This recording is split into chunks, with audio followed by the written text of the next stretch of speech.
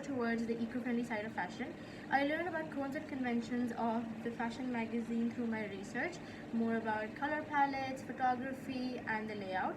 The convention that I followed was that fashion magazines cover photo always features a model. The subject is always a model.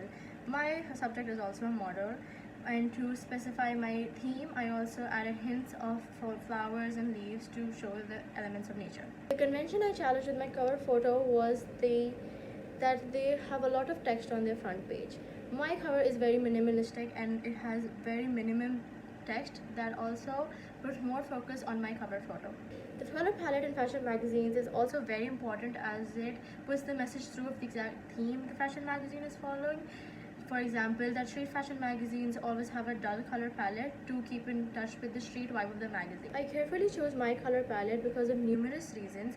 Firstly, that pinks and greens also can show that the impact of nature on my magazine. Secondly, green and pink signify serenity, peace, and optimism. And lastly, pink is supposedly a very feminine color, and I wanted to show that my target audience is female. It's more like late teens and early 20s, so I wanted to use colors that were feminine and would attract the female audience. The convention that I followed about the distribution strategy that I learned from other successful fashion magazines is the use of social media and digital distribution to market my product.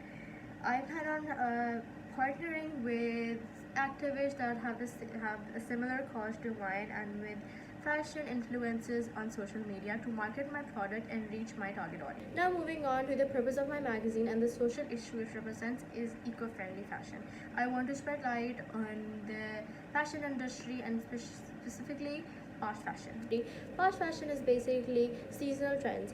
They come into demand so quickly and they leave just as quickly.